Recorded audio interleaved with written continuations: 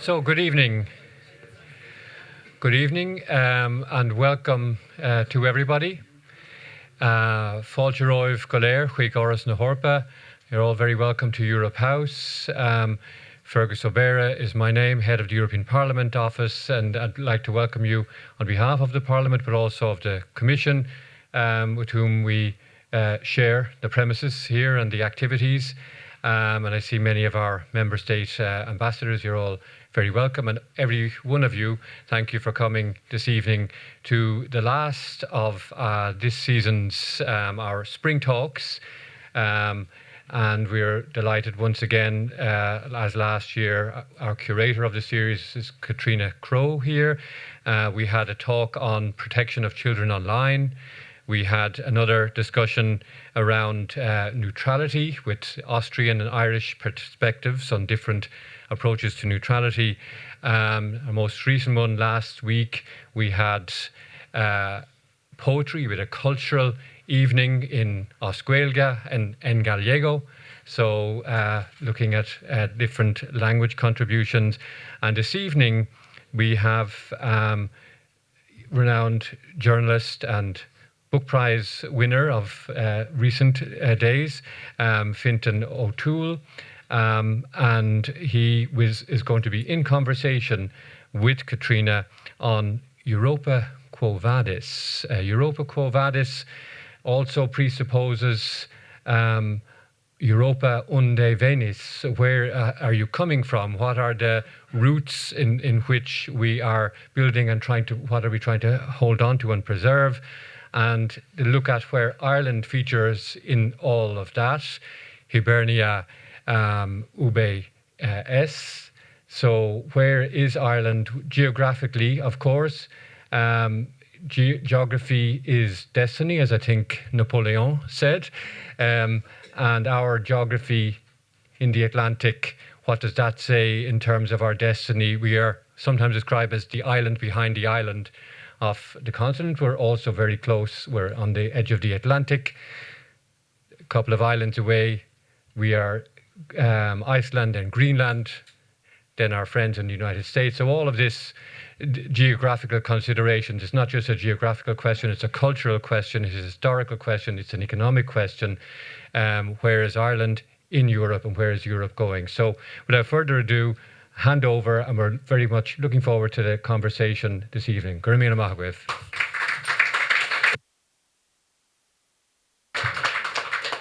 Thank you, Fergus, for that address, urbi et orbi. You want to make Latin the lingua franca of Europe again, I think, and that would be possibly not a bad thing. It's not such a hard language to learn. So Fergus did tell us that we had 3 previous talks here. It's on, or it's saying it's on. Does that work? Can you hear me now? Okay, do yell at me if there's any problem, as you did.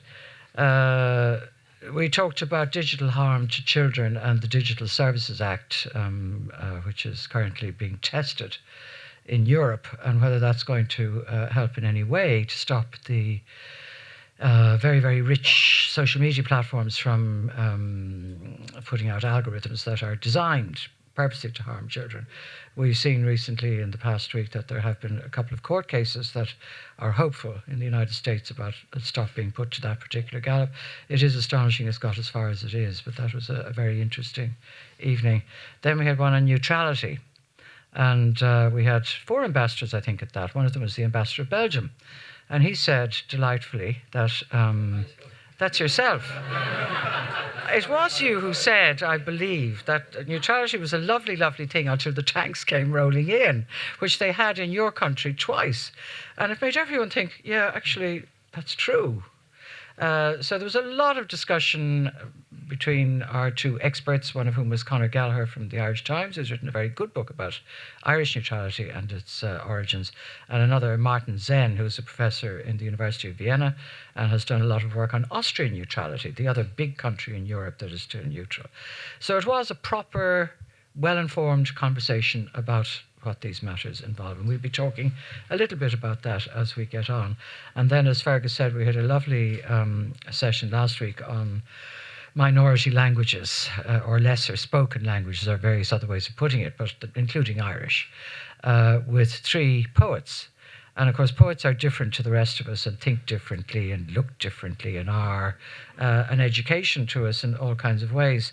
And we heard Gallego read aloud, which was absolutely delightful. It's a very beautiful language. I did not realize that it's so ancient and powerful and eventually became Portuguese. So all of that has been done. Tonight, we are finishing with somebody who needs no introduction, but I'm going to give him one anyway, just out of pure self-indulgence, because it's nice to talk about one's friends. Fintan is as familiar to anyone in this country as Seamus Heaney, whose biography he's currently writing, or Roy Keane, or Martin Hayes, or Tola McKay, or Gay Byrne, or Irlo Linord, or Sally Rooney, just to take a few people at the top of their game, either now or then. To my generation, which is more or less his, I know I'm a little older than you, but I still include myself as your generation. He's been there forever, writing with brilliance, clarity, outrage, admiration, and insight about the state of this nation and others, in particular the UK in its Brexit folly, and the United States in its current dangerous enslavement to a malevolent narcissist. And I promised Fergus I wouldn't talk about Trump, so that's the last mention of Trump we're having right now, but he will come up again in the discussion. I could list his books, but we'd be here all night. Favourites of mine include The Politics of Magic, his unique study of playwright Tom Murphy from 1987, White Savage, his biography of the extraordinary William Johnson, an Irish-born shapeshifter who became a multicultural power player in the pre-revolutionary wars in North America, and a very important person in the Iroquois nation. A book well worth reading if you want to see what the Irish can get up to when they put their minds to it abroad. And of course, we don't know ourselves. A personal history of Ireland since 1958, which is a sort of shadow history of the second half of the 20th century in Ireland, and an essential book for anyone wanting to understand that critical period. I'm now engaging in the strange world of podcast land, and I would not be without this book. It's hugely valuable when you're trying to think up subjects to talk about every week on your podcast. So it is by my bed for solace and information. And now we have For and Against a United Ireland with Sam McBride, which is a rigorous examination of the arguments on both sides of that sometimes fraught discussion, and has been travelling not just around Ireland as a road show, but also abroad. And people are turning out in thousands to hear what these two people have to say about this, and to try and have an argument that's based on rationality rather than ancient tribal things that we should be trying to suppress rather than encourage. And Fintan's always really, really good at that. Now, most of you know him from his weekly column in the Irish Times. He used to do 2 a week, which is just unimaginable, actually, if you think about it, what it takes to do 2 columns a week in the Irish Times. But he'd done it. The column is read by everybody. It's probably one of the few things that remains a communal activity. We all used to watch Glen Rowe together back in the day. Everyone still reads, I think, Fintan's column on a Tuesday morning. And just this morning he gave us, I'm sorry, I am going to mention Donald Trump again, a very concise description of Donald Trump's cruelty and stupidity and his general carry-on, which we're all aware of. But we need him to tell us exactly how it works. Now, this is a topic he has very often explored, particularly in the pages of the New York Review of Books, where he reigns supreme as their major analyst of this weird president and his administration, if you can call it that. For me, the column he wrote on the heedless chanting of ooh ah up the Ra is one of his great masterpieces and should be on the secondary school curriculum, and it should be framed and put on the wall of every school so that kids understand that if you do this, you are wounding and hurting people who have been already wounded and hurt enough. He's been honoured with many awards and prizes, including the George Orwell Prize for Journalism, the European Press Prize, the Robert B. Silvers Prize for Journalism, a whole slew of honorary doctorates, and membership of the Royal Irish Academy. I bet you have a whole load of gowns at home, have you, hanging up somewhere? Somewhere, but you can't find them. And For and Against recently won the Ewart Biggs Prize, as it richly deserves to do. On top of his extraordinary talents as an author and journalist, he's one of the nicest, most generous people you could meet, and willing to give his time to events like tonight's, where you will hear his views on that complicated, ancient, and ever-changing entity, Europe. Please welcome Fintan O'Toole.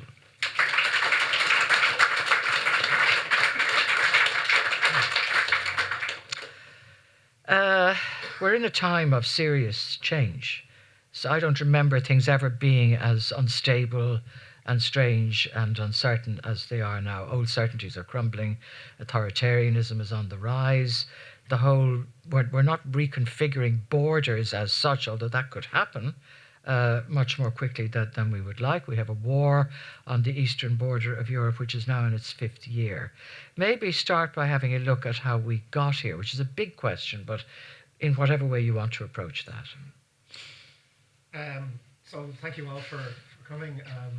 Is this working? Yes, there we are. Thank you all for coming. Katrina, thank you so much for doing this. It's always a great pleasure to be in conversation with you. I wrote a column a while ago with the strangest metaphor, really, which was drawn from a country and western song, which is about a guy who's kind of fantasizing and he just wants 2 things. He wants to have a pony and he wants to have a boat.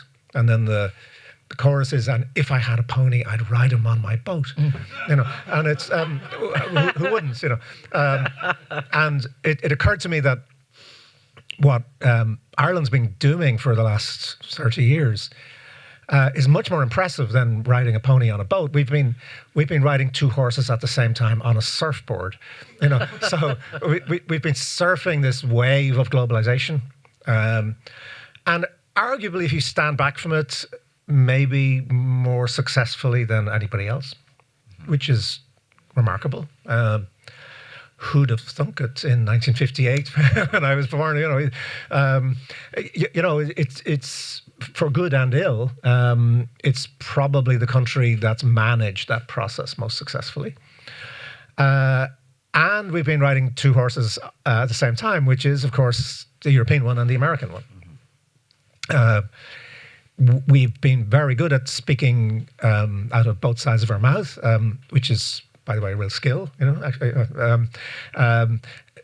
Irish culture, Irish mentality, for all sorts of historical reasons, is extremely good at shifting between contexts. And we've used that, I think, over the last 25, 30 years, particularly well, to be both, very much part of the American world, economically, culturally, linguistically, and in all sorts of other ways, while at the same time, of course, having all the benefits of European Union membership and positioning ourselves as good Europeans, whatever that means.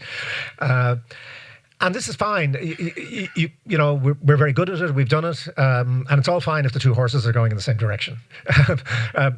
Riding 2 horses at the same time when they start going in different directions actually becomes impossible. The circus act of having 1 foot on each saddle just doesn't. It's not sustainable.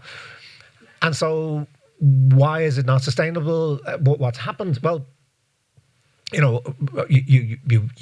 know these things. Essentially, what's happened is that, of course, we've the long-term consequences of the end of the Cold War. Cold War is a really terrible thing. A lot of us older people grew up with the terror of nuclear war and annihilation, which was no fun. But it actually produced at the same time a certain kind of useful fear, a different kind of fear. So there was the fear of nuclear annihilation, but there was also the fear of what happens if you let feral capitalism run wild.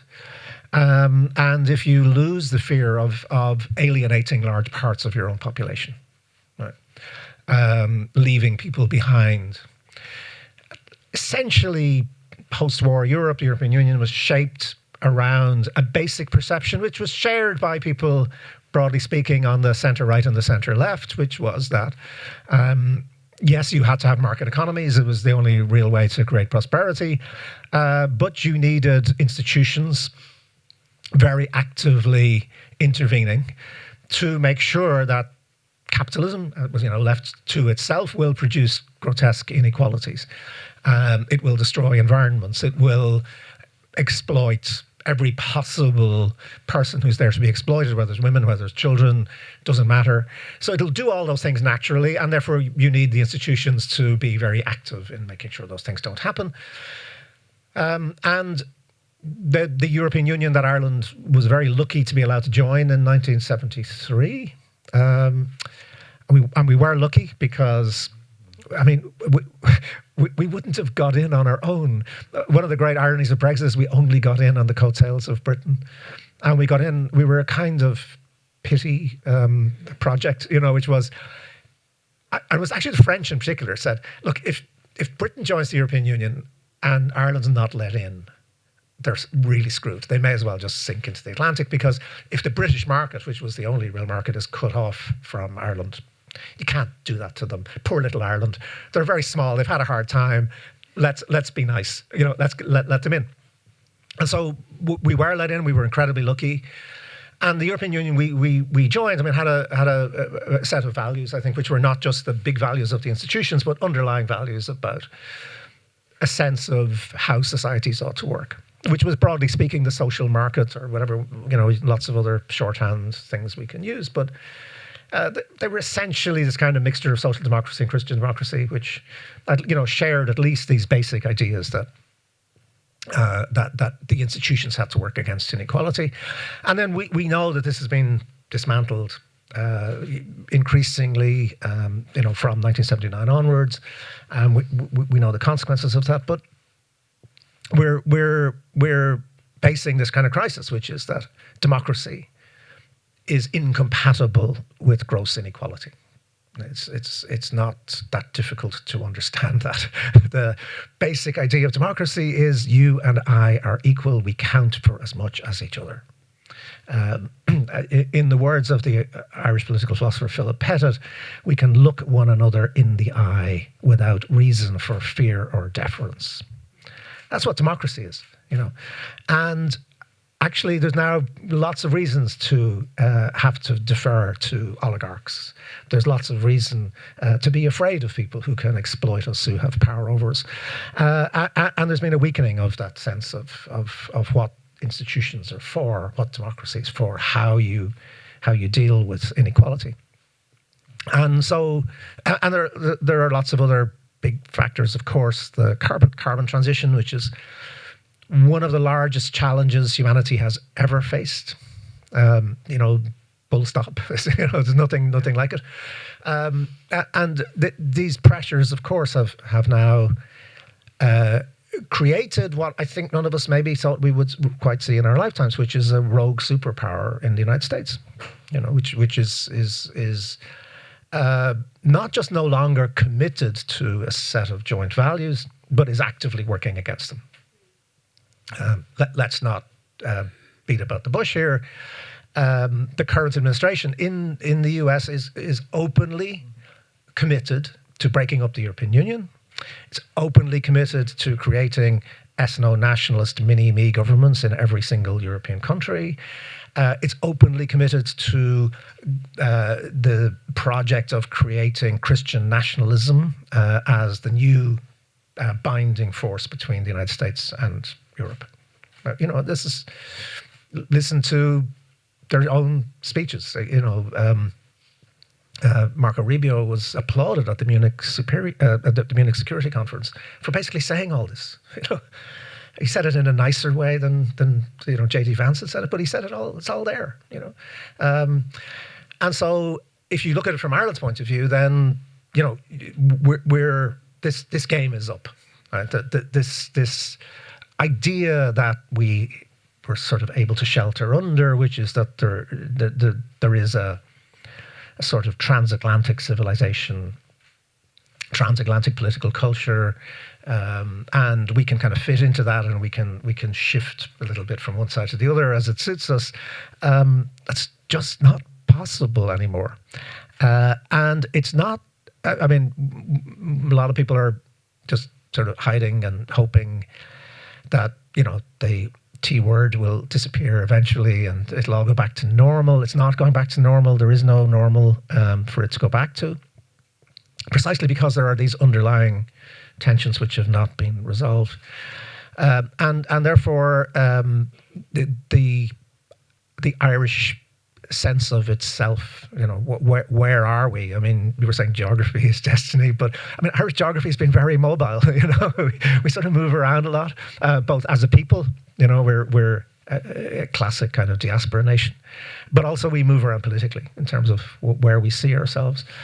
And we have to think very profoundly, I think, about what our relationship to Europe is. And where we want to see ourselves over the next 20, 30 years. A lot of which will depend on how Europe sees itself, yes. you know, and how things develop there in the next trial. Now, I mean, we recently had the famous visit to the White House, and nobody envied our Taoiseach having to go and sit in that room. And it is grotesque that those meetings now take place like a sort of bear garden with vast amounts of gold around the room. And really, he's made the place the most disgusting, tasteless environment anywhere. And you sit there and let him ramble on and then try to say something that's going to keep things on the go. But in a way, it kind of emphasised in some ways what you are talking about, that Ireland had to stand up for Europe in that situation and managed to do so in a rather underhand way. There was no looking in the eye without fear of deference. There couldn't be, because Trump does not acknowledge even the possibility of that happening. Really, the only way to look at him, well, we won't go into it because there's so many. Where's that contempt come to mind? But we won't go there.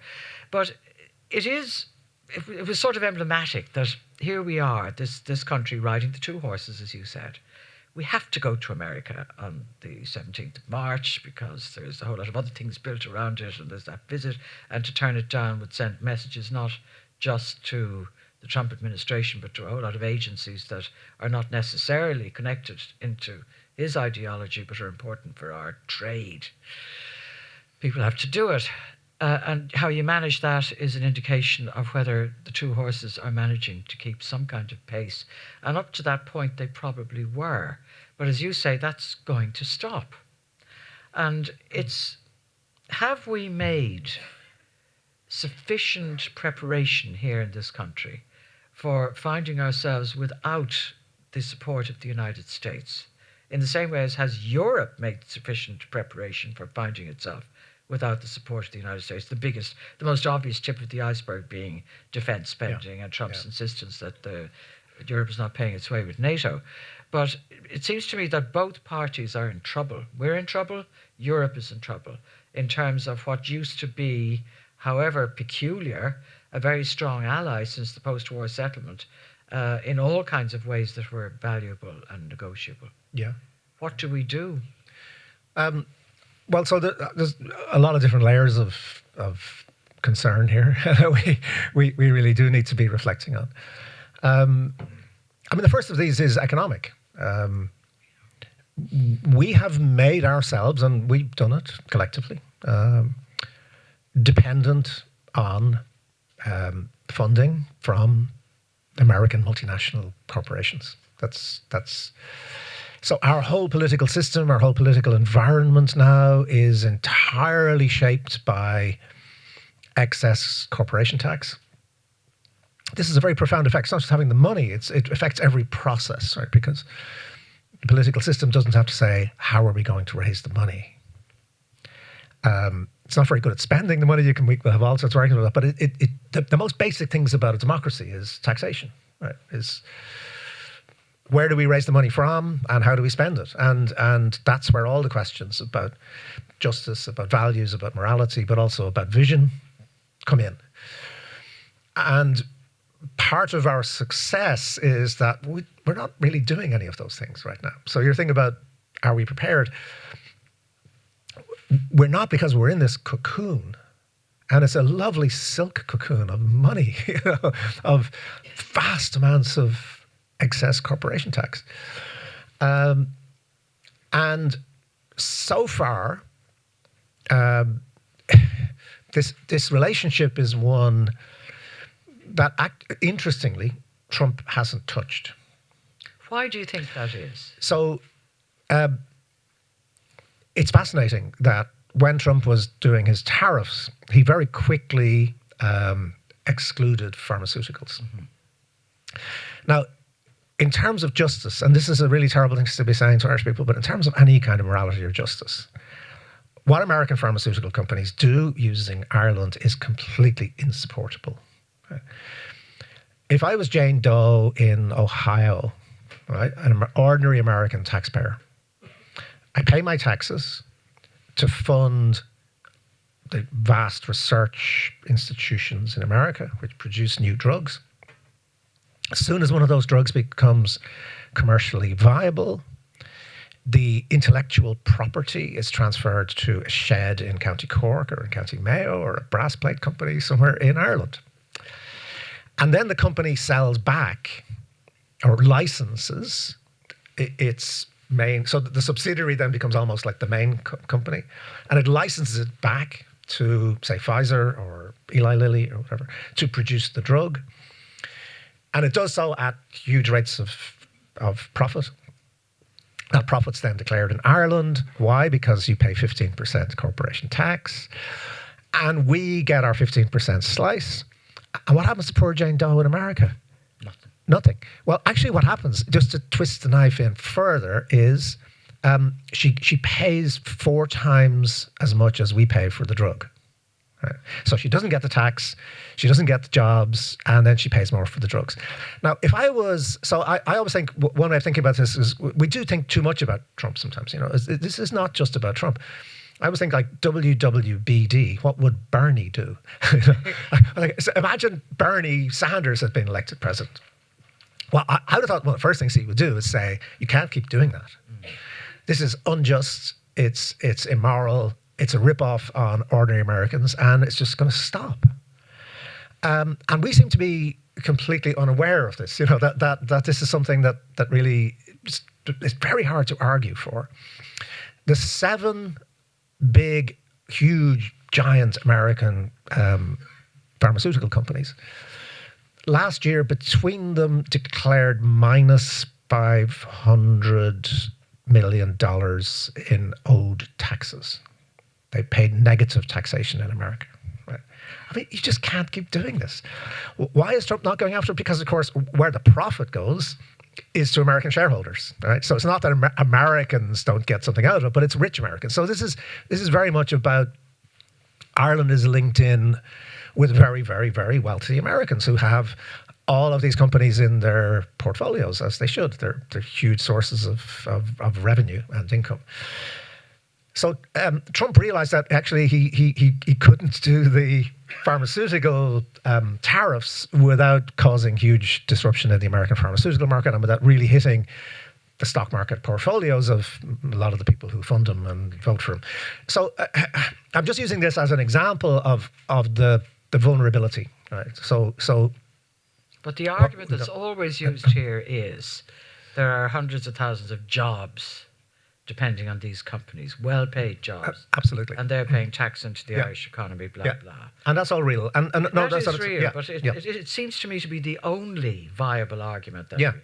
Yeah. Is there any other reason why we should think this is a good thing? No. So I mean, there are complex things. The taxation is the big one, let's be honest. But of course, there's also, this is a very, very good place in terms of producing very high-skilled workers. All of those American pharmaceutical plants are some of the best in the world. They're brilliantly run. They do manufacture. We've been doing this for a long time since. And it was, I remember when I was writing that book, I just thought, that if you want to see the moments when Catholic Ireland was gone, is when we started producing all the Viagra in the world, yes. And all the Botox, all the ingredients for the Botox. I mean, it's something weird about all that. But, that's real manufacturing. And of course, they do that because some of that is sent back to the United States. Irish GDP grew by some phenomenal amounts last year. Largely, the biggest single factor is Monjuro, the Eli Lilly's weight loss drug. Again, all the ingredients that are made in Cork. So that some of that's real. It's just it's international capitalism. It's fine. But the other layer of it is this tax-based stuff, which is just really very difficult to justify. And how is it that we haven't created an R&D base of our own to make our own bloody drugs and maybe new ones and interesting ones? Ozempic is Danish? Is Danish, yeah. And they started making it there? That's where it comes from, am I right? Or does that come from an American company? No, it comes completely from Denmark.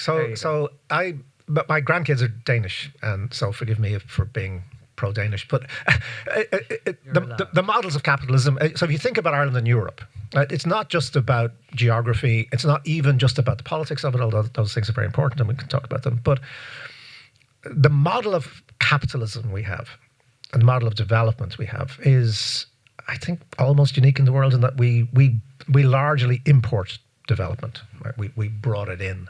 We brought it in spectacularly successfully. Right? And in some ways, we're the envy of the world in terms of, this attraction. Let's remember that over the course of this century, there's been more American investment in Ireland than in China and India put together. And that's not in relative terms, that's in absolute terms. So it is astonishing achievements in many ways. But what it's meant is that we really failed in terms of innovation. We failed to develop our own companies. If you go to Denmark, you're just surrounded by Danish companies. Right? Lego, for example, just take it as an example. Lego is one of the most brilliant companies in the world. They make bits of plastic and they sell them to you for a fortune. As I know, every time I have to pass the bloody Lego shop in Grafton, I'm hauled in. I never come out without having spent €120 on something. I mean, they're brilliant. But Lego's not just Danish. Lego isn't Billund. Now, Billund is like Ballinasloe. So Lego was founded in the 1930s by a guy who had a toy shop, a little workshop. They made toys. He made wooden bricks, and then he did the things with this. Oh, you can stick these together. And then after the war, he realized, well, you can do it in plastic. But Lego is still in Billund. It's a huge multinational corporation. You can fly directly from Dublin to Billund. Ryanair flies. Why? Because Legoland is there. Right? If you go to Billund, every single person works for Lego, works in a hotel, works in Legoland. They're everybody's relative. Company town. And they're incredibly prosperous, and it's a totally different way of doing capitalism. And you could go through 10, 15 different companies like that, right, which are still in the places where they were founded. And does Denmark have rules against buyouts from multinational corporations? That must be seriously part of it. They do, and they have a very, very different ethic around how capitalism works. So it's long term. It's very much. These are still family companies. They're still based in communities. All of these companies have big foundations, which they put lots of money into the arts, into social development, community development, all that kind of stuff. And I'm not saying Denmark is nirvana, but it's a Northern European model of how you do capitalism, right? Which is very, very different from... With the population around the same size as ours. Why it's interesting is it's about the same size as us. And actually, Denmark per capita's income was lower than ours when we became independent. It was a poor agricultural country. What did they do? They worked very closely together with cooperatives. They created... So Ozempic is an example.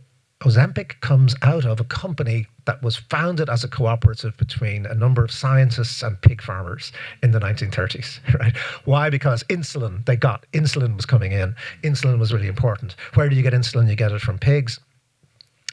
So they had masses of pigs, and they had some very good scientists who were also entrepreneurs who said, actually, we could corner the insulin market by doing this. Novo Nordisk is still the company. A big part of it is still a cooperative. It still has all these kinds of connections to where it grew up, how it evolved. And I was just in the States last week and the week before, going around, and I got quite depressed at the number of brilliant young Irish biomedical scientists that I just met at events. I talked to them, and some of them, I was in Princeton where I spent a long time. I mean, there's a woman in Princeton called Lydia Lynch, right? I mean, Lydia's a working class Dublin woman. Princeton brought her in 2 years ago. I'd say it probably cost them about $15 million, $20 million to bring her, because they have to bring her lab from Yale. They hunted her, because she's one of the best people in the world of what she does. And, working with her, but also I met loads and loads of different people just casually at events. And they're working in all the top biomedical research facilities. They're fantastic. You talk a lot of them say, I'd love to go back to Ireland, but there's nothing for me. There's nothing at this level. Yeah. You know, there's certain numbers of jobs. There are some brilliant scientists, the universities of very high standards. But where am I going to go so that I could develop the next great drug, or I could do, you know, it just doesn't compute for people. Postdocs are paid really badly here. You know, I mean, it's insane stuff. You know, really. So, and it's because we have all of that, you know, American multinational cushion, that you could argue that some of it's become counterproductive. Right? We're just not doing our own stuff to the extent that we should. And I think this relates to the Europe-America thing, right? So if we start thinking about ourselves as weaning ourselves off dependence on America, we then are at least in a mindset which is the same as the rest of the European Union, which is going to have to wean itself off dependence on America at all sorts of levels. You know, the big project, which may fail, if it fails, we're all in deep trouble, may succeed over the next 20 years, is European independence. You know, we established ourselves as a country on the basis of an idea of independence over 100 years ago. I think, to be fair, most Irish nationalists at the time understood that Irish independence could only work as part of a European community of some sort of, you know, free nations. We somehow, I think, got into a mindset of treating Europe just instrumentally. You know, what's in it for us? And Albert Reynolds, I've got 8 billion. You know, we're now net contributors to the European Union financially. We should be really proud of that. We should be talking about it. We should be saying, you know, how do we contribute? What are we doing here? And this, I think, is where we talked about the economics, but some of the cultural questions. To be provocative for a second, you could say that we've become less European. Why? Well, two big things, and oddly paradoxical, right? Two contradictory things. Culturally, what was the main ordinary Irish connection to continental Europe? Culturally, psychologically, for most people, the Catholic Church. You know? And we often forget this, you know. But most ordinary Irish people, Irish Catholics, you know, would have had a very strong sense of connection to Fatima and Rome and, you know, Seville and Louvain and all, you know, all that history. And you can mock it and knock it and all, you know, there's all sorts of things wrong with it, but it was very profound and very much did give people a sense of particular connection to Southern Europe. As Catholicism institutionally and culturally has declined, that connection perhaps has been weakened. So maybe are we less European in that sense? One of the things I loved when I was writing that book about Ireland in 1958, Gareth Fitzgerald, a fellow called Gareth Fitzgerald, was a little economist working for Aer Lingus, which was a very small outfit. And his first great coup was he realized it was the centenary of Lourdes.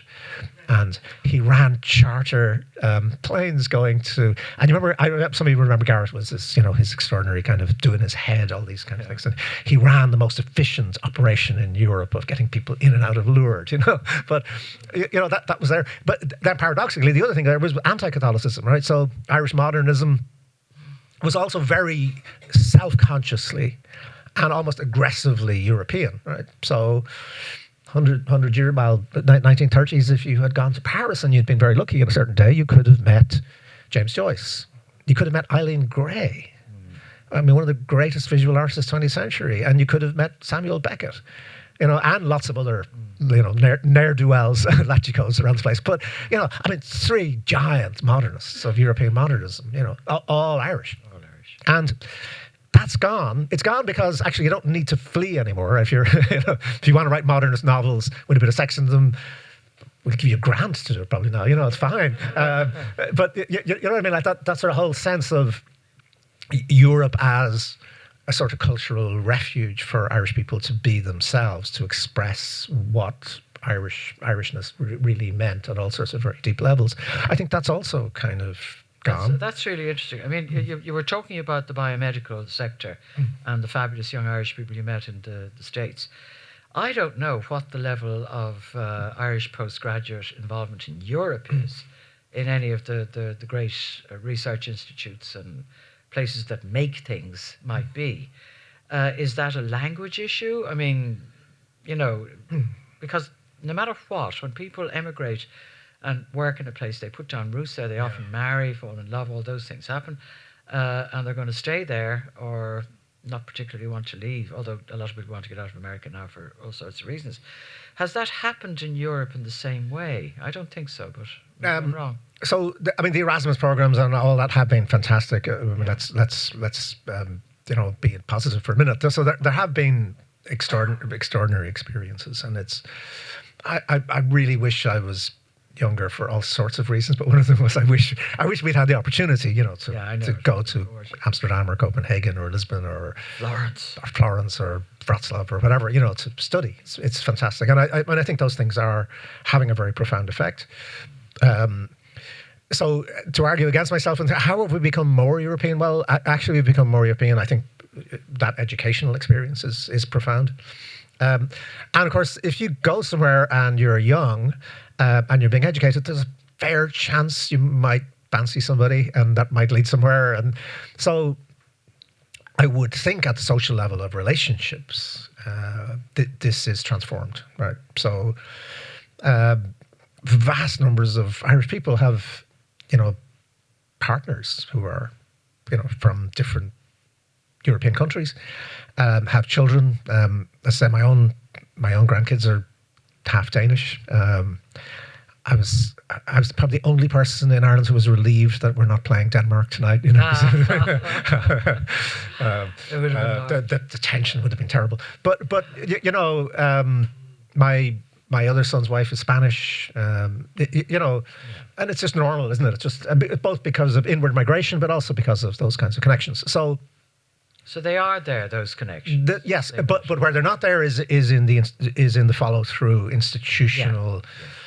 So you know what America offers to particularly young Irish scientists is, you know, this huge institutional structure. In which you can work with the best people in the world. The language barrier isn't there. Although I wonder in the sciences, presumably it's not, because English is pretty much the lingua franca of the sciences as well. But just financially, I suppose, and you know, that whole kind of structure there does mean that a lot of this talent is sucked out. And one of the things we have to be, you know, one of the questions you might ask is, I mean, the most successful Irish company created in the last 10 years is a thing called Stripe. This payments company. It's brilliant. These two guys are brilliant. They, you know, the winners of the Young Scientist exhibition. They're kind of classic products of Irish education. Stripe is not an Irish company. It's an American company. It's not a European company. It's an American company. It should be a European company, you know. So if you were thinking about where's Europe going? I hope the Collins are feeling the moral pressure from to bring it all back home. Boys. Well, if you're thinking about where Europe obviously needs to be, I mean, European independence includes independence from American financial domination and the domination of financial systems. One of those brutal things we've seen, for example, is the ability of the current American administration to lock people who work with the International Criminal Court out of their bank accounts, out of having a credit card, out of being able to travel. And you just open up your wallet. I mean, you know, I mean, all the credit cards I'm carrying around are American, which means they can just turn them off like that. It's power. Why is that the case? I mean, why do we not have the European infrastructure for all of these kinds of things? Why has European tech infrastructure fallen so far behind Silicon Valley? And again, and I know you've been talking about protection of children. You know, if we have certain kinds of European values around limiting the exploitation of children particularly, but also of adults, you know, why is it such a struggle to enforce those? It's because all that infrastructure is American, you know, and the wealth that comes with that and the oligarchic power that comes with that is American, and is also, of course, very much feeding into the politics of this split between the United States and Europe. This is where I want to go. We have 10 minutes before we have to get to the audience. I suppose, two issues which are connected. The rise of the right in Europe. Now, we've had a couple of elections in the last couple of weeks that seem to presage some sort of peak in that. The French local elections, Slovenia and Giorgia Meloni failing in her attempt to reform the judiciary. That may mean that stopped. But an issue that's tied in very strongly with the right is migration. We haven't had the rise of a right-wing party in Ireland in the same way as we've had in other European countries, which is a mercy. Mind you, I live in an area where I have to watch Irish tricolours fluttering on flagpoles, and which the police and the council will not take down because they're afraid they'll be attacked if they do so. That is very worrying. But we still don't have people with an electoral chance of having any power here. We have a falling birth rate in Europe, seriously falling birth rate. We need migrants more than we ever did. This huge disconnect between this sense of these people are coming in hordes to take over our jobs and do blah, blah, and the fact that we need them really badly and we couldn't run our health services without them. Where do you see that going? I mean, I think Ireland is probably okay-ish for the moment, but looking at the broader European landscape, the next big election coming up now is Hungary in a couple of weeks, and God knows how that's going to turn out, but it will be crucial for how things go. And the political issue seems to be one of the ones that we really have to look at now. Very much so. Okay. It's difficult not to be pessimistic. As you said, the rational arguments for migration, for managed migration, I don't think, other than a very small number of people, most people believe that you can simply have migration which is not managed. But the need to manage it is very obvious, and it's very obvious in, even leaving aside all the huge kind of human factors here, the consequences of, severely restricting migration into Europe, the economic consequences are pretty dreadful, and obviously so. I think it was very important that in the 3 minutes that he got to speak in the White House that Micheál Martin did say, actually, we sort of need migration. It's been very good for our economy. It's been very good for our society. But the essential problem here is that, I would say twofold. One is, and it's very like watching what happened with Brexit in Britain, right, which is, again, partly driven by migration, but a bigger thing, which was that nobody wanted to make the positive argument. It was all done about, this is all terrible, these people are undermining us, enslaving us, whatever. And then the rest of it was, but yes, they are, but it's not too bad, and we can negotiate with them and we get something bad. Nobody's saying, look at all the great things that has happened to us because of this. And the second aspect of this, I think, that it just hasn't really been tackled, is this sort of broader sense of who we are. Right? So a lot of the reason why the migration the trope is used so much as a threat, right, is because there's a whole framing of the idea of identity. European identity on the one hand, and remember the Trump administration is using this idea of European identity, as white and nationalist, and therefore, being undermined, or Irish identity, or Hungarian identity, or French identity, or national identities, and it's a terrible failure to actually deal with what identity is. Identity is complex. You simplify it by simply saying there's us and them. We don't know who the hell we are, but we're not them, And the negative idea of identity works because we haven't had a sufficiently positive sense of identity, right? Which is, who are we? Well, actually, we're lots of different things, and we shift identities all the time. I'm a very different person talking to you now than I will be when I go home to have my dinner. And that's human beings are. Multiple complex identities is who we are, and always have been and always will be. And without a celebration of the extraordinary achievements of the European Union, which is that it's the first time in human history that a very large political entity, multinational entity, has been created, not just without undermining and disturbing and even obliterating the individual national identities of its member states, but actually of helping them to flourish.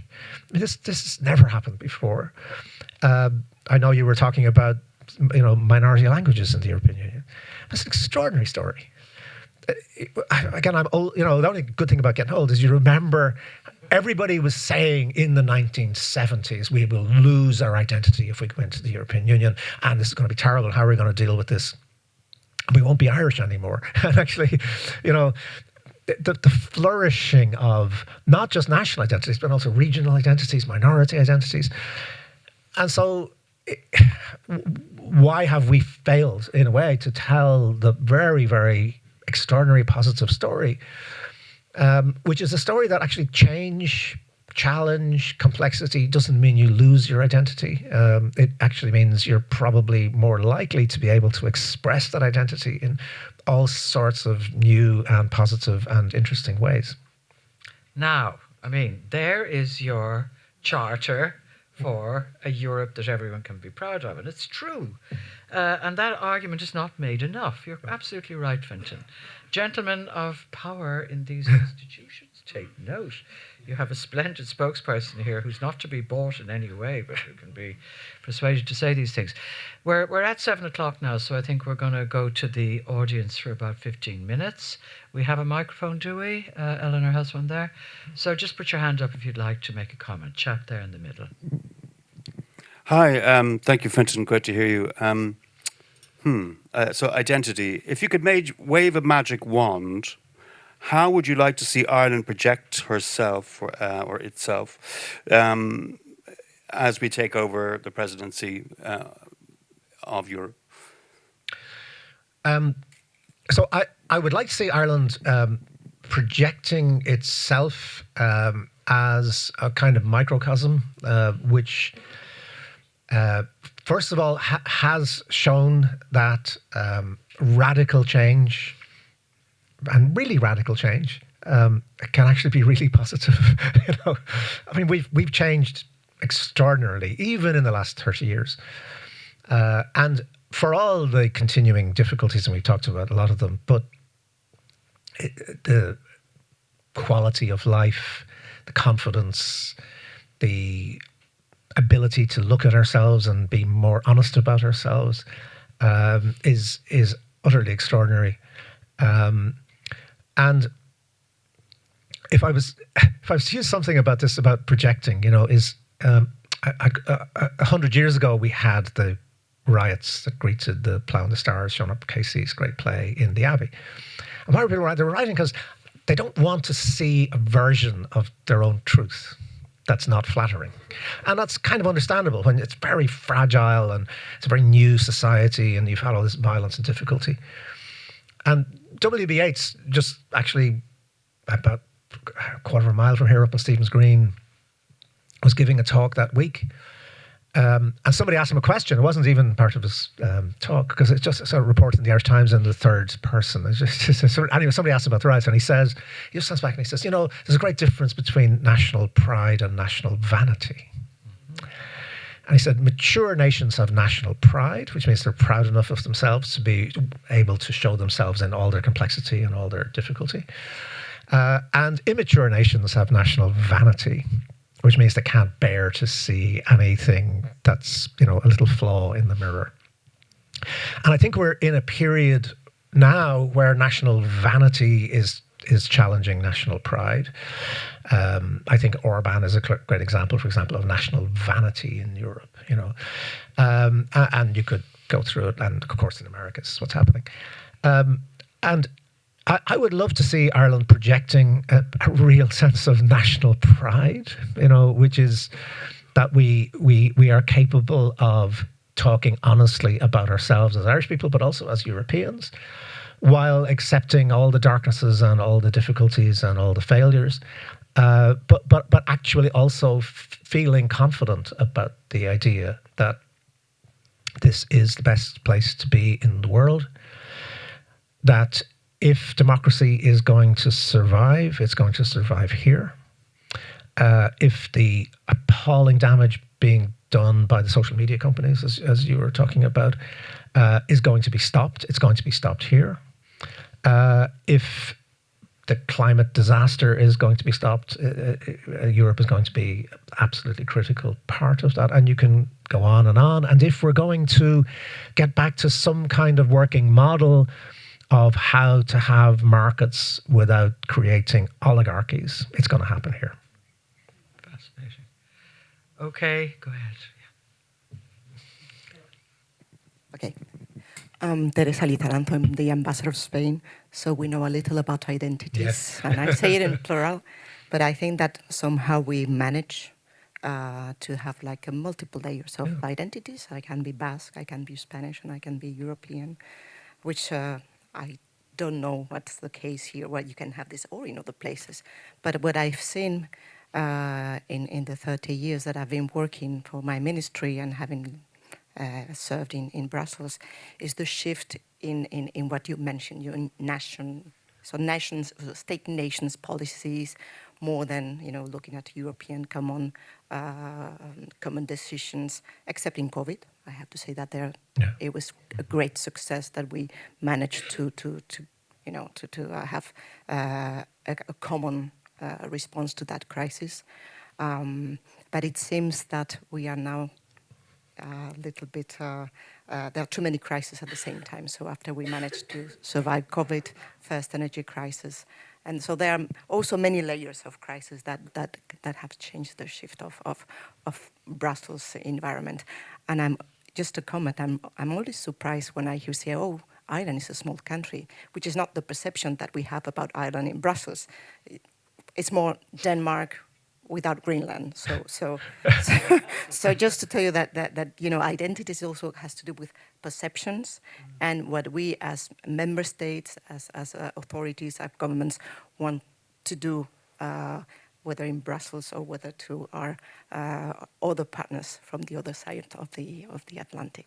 Thank you. Thank you. It's very nice to hear that. I mean, the only safety for Ireland in all these omni-crises is honesty and consistency. When the state was founded here, it was extremely fragile and it really had not very much going for it. But it did, for all its faults, again, understand that it could only exist in a multinational and multilateral world, and that it had a massive investment in international law, and then in the development of multilateral institutions. Ireland was a very, very important player in the League of Nations. It was not let into the United Nations for a long time, but when it did, it was very influential. You think about the Nuclear Non-Proliferation Treaty, for example, and there is a sense, I think, that all European countries are desperately trying to think, how do you deal with Trump? How do you deal with this crisis where America is not just no longer really an ally, but has, as I said, become hostile? And one of the reasons I admire what Spain is doing at the moment is Spain is speaking just very clearly about this, just saying, look, the only things we can hold on to is international law, is a set of values which are embedded in that, and the idea of multilateral institutions. And this was sort of taken for granted for a long time. It now requires a certain kind of courage. But the good thing for us is that courage and self-interest are actually allied here. Because, I've watched Trump for a long time. The idea that you can supplicate, that you can bend over, that you can be nice, and he's going to turn around and say, oh yeah, you're my friend. Look at what's happened to Keir Starmer, for example. Keir Starmer really tried to be as close to him as possible and to suck up to him as much as possible, and then he's not Churchill, he's the enemy. He will do this, and he's done this in America institutionally. I've watched what happens in universities, for example, which have been under attack. The ones that stood up to him and said, actually, we've got principles here and you can't do that, he's left them alone. The ones that started negotiating and being bullied and saying, oh yeah, we'll give you all this stuff, he just comes back again and again and again. So, I do think confidence in international law is critical. The failure of the European Union to speak with one voice and to speak clearly enough about genocide, about this utterly insane war, it is really reprehensible. We all understand why. We understand the divisions. We understand the blocking, by certain countries. We understand it's real and it's not easy. Trying to keep America on board in terms of Ukraine is extremely difficult. So I know this isn't easy, but I don't think there's any alternative to clarity and consistency about moral principles. Fair enough.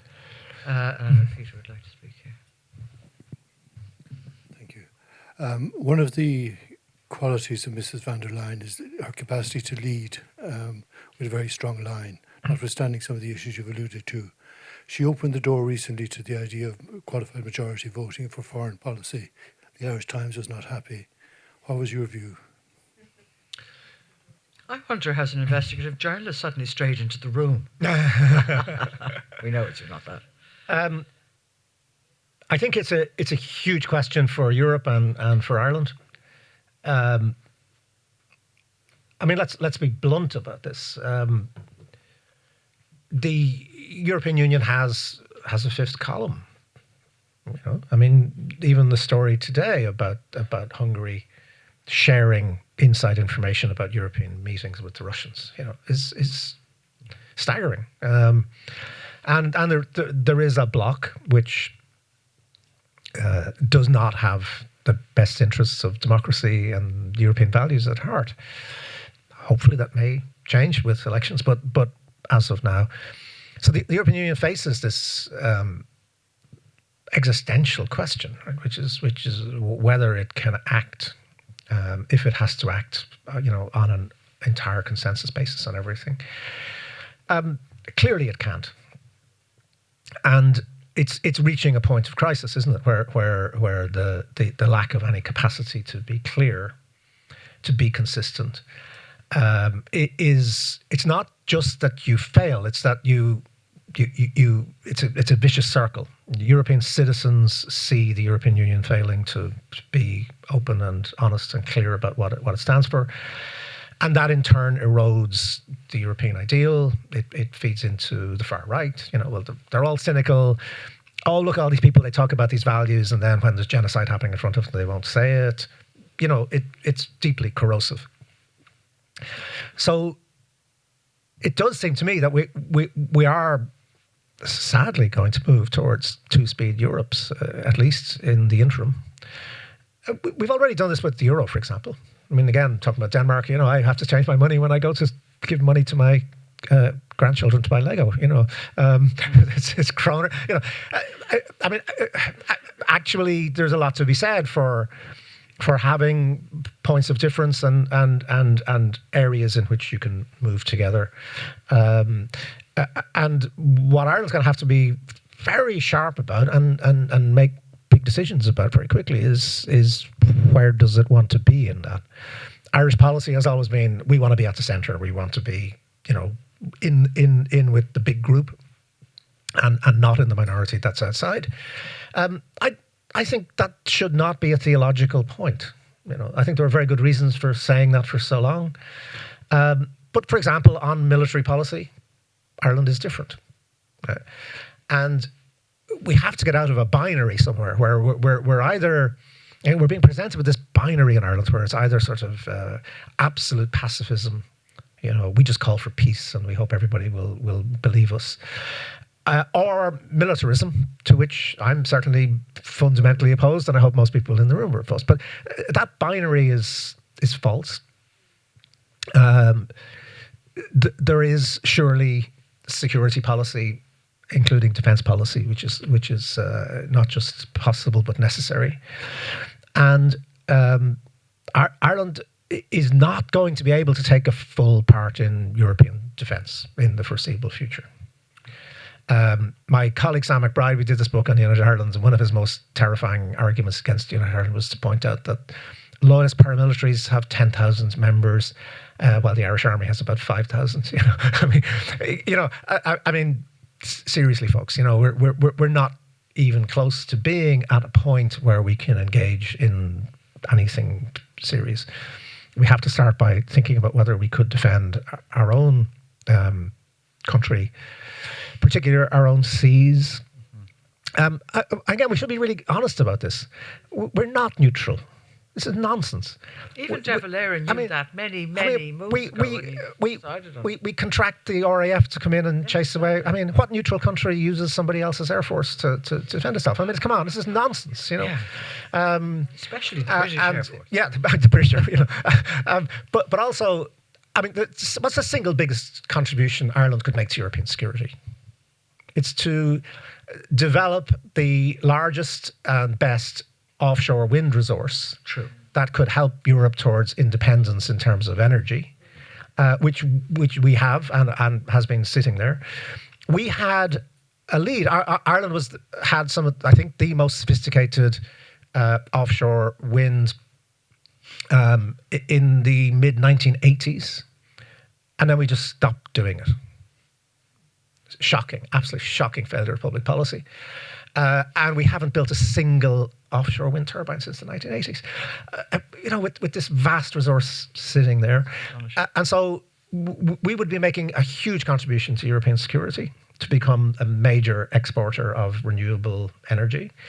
But if we were going to do that, we'd have to be able to defend that resource, right? You can't just build all the stuff and then you say anybody wants to come along and knock it down can do it.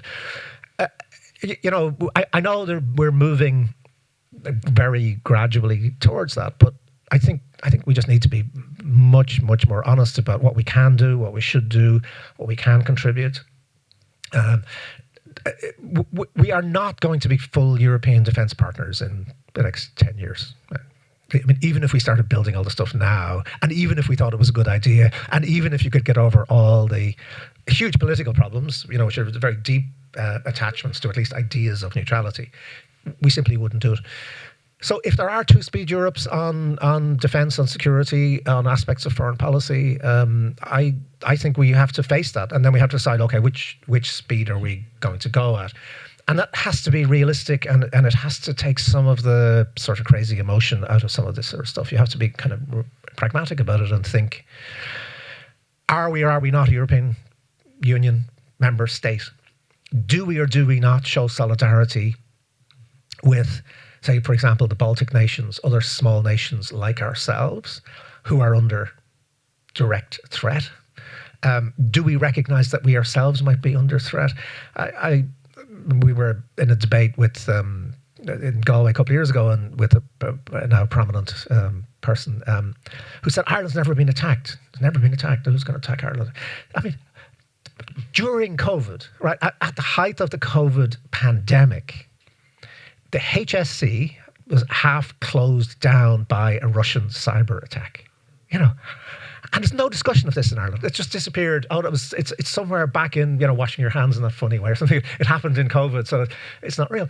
I mean, the vulnerability of this place to attack is huge. And one of the things we know is, anybody with any kind of intelligence or malign attack the most vulnerable places, and we just need to be realistic about this sort of stuff, and we need to think about what we can do, what we should do, and we certainly should not place ourselves in a position of lecturing Estonia or Lithuania or Finland about what they should do. Alas, we are prone to such things. It's national vanity as opposed to national pride.